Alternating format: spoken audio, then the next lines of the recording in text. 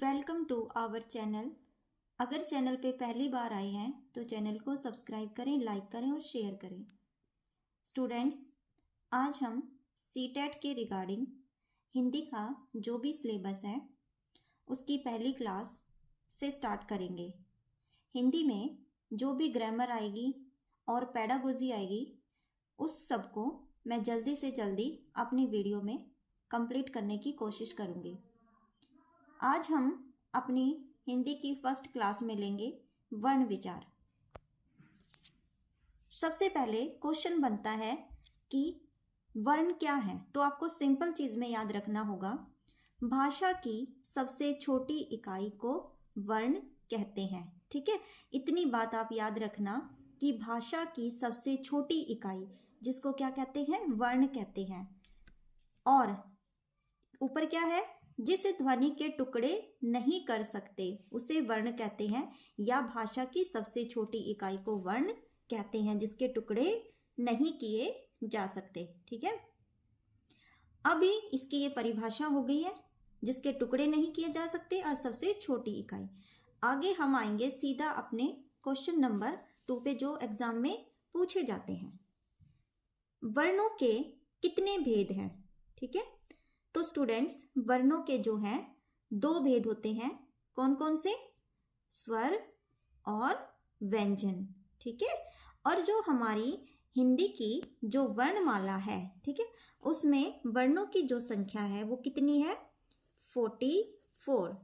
ठीक है, तो टोटल हमारे वर्ण है 44। उसमें से जो हमारे स्वर भी है और व्यंजन भी है। ठीक है, अभी हम देखेंगे स्वर के बारे में कि जो स्वर हैं, जो वर्णों के भेद तो हमारे हो गए कि 2 हैं, एक स्वर हो गया और दूसरा हमारा व्यंजन हो गया। स्वर है क्या? जो अन्य किसी की सहायता के बोले जाते हों, अन्य किसी की सहायता के, जो अपने आप में क्या है? स्वतंत्र है। एक सिंपल चीज याद रखना, स्वतंत्र। ठीक है, जो किसी के अंदर नहीं आते हो तो स्वतंत्र जो हैं वो स्वर कहलाते हैं, और उनकी हमारी संख्या है 11। ठीक है, एक छोटे से उससे बताऊंगी मैं, जो हमारे ए आ ई उ ऊ ये सारे जो हमारे हैं स्वर हैं। ठीक है, उसके बाद व्यंजन, जो बिना स्वरों की सहायता के बोले नहीं जा सकते वो क्या कहलाते हैं? व्यंजन। आपको पता है व्यंजन कौन से होते हैं हमारे? जैसे क, ख, ग, और फिर उसके अगले वाली लाइन च, छ, फिर ये उसके बाद ट, ये सारे हमारे व्यंजन होते हैं। ठीक है, तो कहते हैं कि ये जो व्यंजन है ये इनकी सहायता के बिना बोले नहीं जाते, लेकिन ये बोले जाते हैं, ये स्वतंत्र है पर ये इनके अधीन है। कैसे? जैसे मैंने बोला क, अब इसके नीचे ये हलंत लगा हुआ है ना, ये ऐसे एक मैंने डंडा लगाया हुआ है, इसका मतलब होता है हलंत। इसका क्या मतलब आया कि ये अभी अधूरा है। ठीक है, जब मैंने इसके अंदर अ को जोड़ा तो क्या बन गया? क। ठीक है, अगर मैं बोलूंगी, मैंने जैसे मेरी ध्वनि सुनोगे आप खुद भी बोल के देखना, क, तो एक साउंड आता है अ का साउंड आया तो क्या हुआ? स्वर किसके साथ मैच हो गया ना, क क। अगर मैं सिर्फ क बोलती और उसके साथ में अ नहीं लगाती तो क की ध्वनि पूर्ण नहीं निकलती, तभी तो हमारा क बना, अ की ध्वनि आई। इसी साथ क प्लस आ तो क्या बना? का। ठीक है, तो आपको पता चल गया कि जो व्यंजन है वो बिना स्वरों की सहायता के बोले नहीं जा सकते, और जो स्वर हैं वो तो बोले जा सकते हैं, जैसे ए आ ई उ ऊ, तो ये तो बोले गए लेकिन ये नहीं बोले जाएंगे। अभी आपका ये टॉपिक यहाँ पे हो गया कंप्लीट। अब हम आगे देखते हैं, हमारे जो स्वर हैं वो टोटल कितने हैं? 11, और हमारे व्यंजन कितने हैं? 33। ठीक है, तो 11 स्वर हैं और 33 व्यंजन हैं। अब आगे देखते हैं इन 11 स्वरों में कौन कौन से आते हैं। ए आ ई उ ऊ री ए आई ओ और औ। ठीक है, ये हमारे 11 स्वर हैं, इसको अच्छे से याद कर लेना। अब जो स्वर हैं बच्चे, उनका भी 2 उसमें किसमें 2 पार्ट में डिवाइड किया गया है। अब स्वर कहते हैं कि देखो, कई स्वरों में तो इजी बोला जाता है ए, फिर कई स्वरों में टाइम लगता है आ, तो कहते हैं कुछ स्वर छोटे होते हैं और कुछ स्वर बड़े होते हैं। तो हिंदी में क्या है? ह्रस्व और दीर्घ। ह्रस्व का मतलब होता है छोटा और दीर्घ का मतलब होता है बड़ा। तो इसके 2 भेद होते हैं स्वरों के, एक छोटा और एक बड़ा, ठीक है। तो हर्ष में क्या होता है ये देखेंगे आप, इस परिभाषा को आप देखते हैं। जिन स्वरों का उच्चारण करते समय बोलने में समय कम लगता है उन्हें हर्स्व स्वर या लघु स्वर कहते हैं, ठीक है। कैसे? अ, इ, उ, री, तो क्या हो गया, कम लगा ना। अगर इसी जगह में बोलती आ, ई, उ तो ज़्यादा टाइम लग रहा है, तो ये बड़े हो जाते, लेकिन यहाँ पे ये छोटे हैं। और इनकी कितनी संख्या है? 4 इनकी संख्या है, ठीक है। छोटा अ, छोटा ई, छोटा उ और री। इसी के साथ फिर हम देखेंगे दीर्घ वाला। तो दीर्घ में कौन कौन से जिसमें ज़्यादा समय लगता है? आ, ई, उ, ए, आई, ओ, ठीक है। तो ये हमारे हो गए बड़े वाले स्वर, ठीक है। यहाँ पे जो ये है इसको हम बड़ा ओ बोलेंगे, डबल मात्रा आ जाएगी इसके ऊपर औ, ठीक है।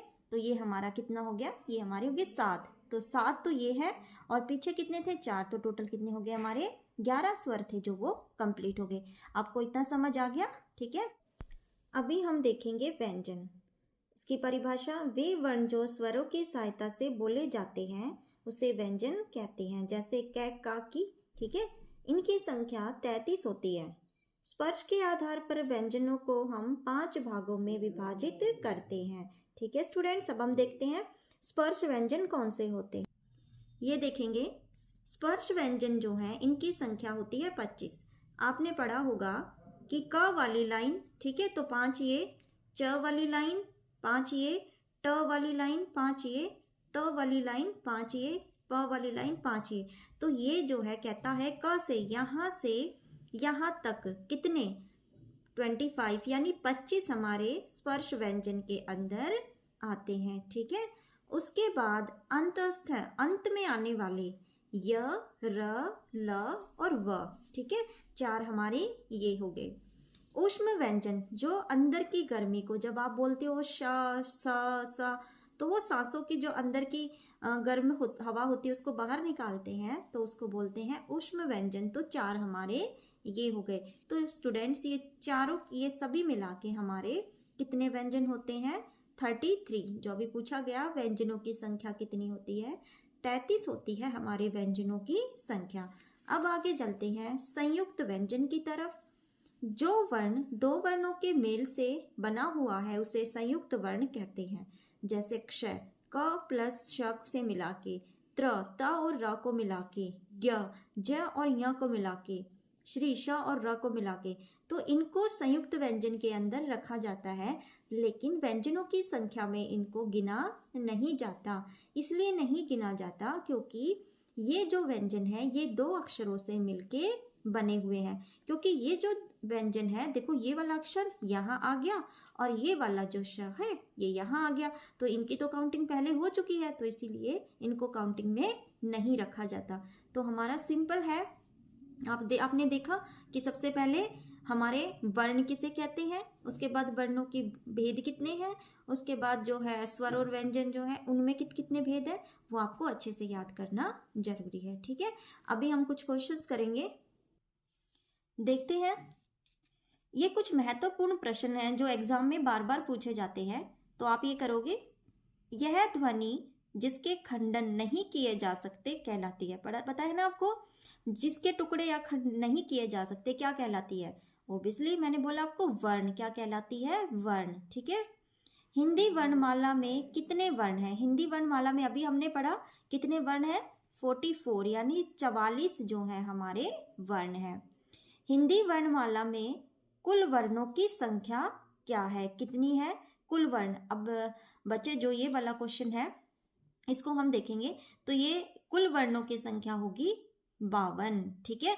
तो ये वाला 52 किस लिए होगा? क्योंकि जैसे 4 वो वाले वर्ण भी थे ना जो हमने वो छोड़े थे पिछली बार, कहा था कि ये छोड़ने, और कुछ हमारे स्वर में भी थे वो भी छोड़ने थे, वो मैंने नहीं कराया।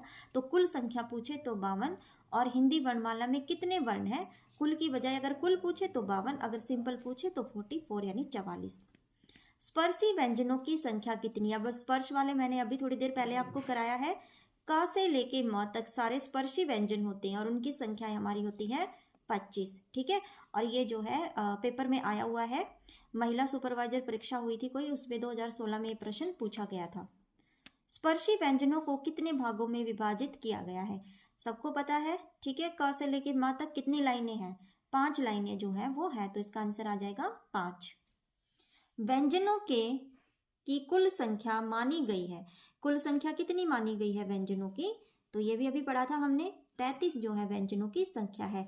ये भी क्वेश्चन जो है वो आया हुआ है एग्जाम में। जिन वर्णों का उच्चारण करते समय अन्य ध्वनि की सहायता नहीं लेते उसे कहते हैं जो स्वतंत्र होते हैं। किसे कहते हैं? तो वो तो पता ही है कि स्वर जो है वो स्वतंत्र है और व्यंजन जो है वो स्वरों की सहायता के बिना बोले नहीं जा सकते, तो इसका आंसर क्या होगा? स्वर। जो वर्ण स्वरों की सहायता से बोल जाते हैं उसे क्या कहा जाता है? अभी किया है व्यंजन, ठीक है। तो यहाँ पे स्टूडेंट्स आपको ये क्वेश्चन जो है अच्छे से समझ आ गए होंगे। एक बार फिर आप अच्छे से वीडियो को देख लेना और हम एक नए टॉपिक के साथ फिर कल आएंगे। अगर आपको वीडियो अच्छी लगी हो तो वीडियो को ज़रूर ज़रूर लाइक किया करो, ठीक है। Thanks for watching.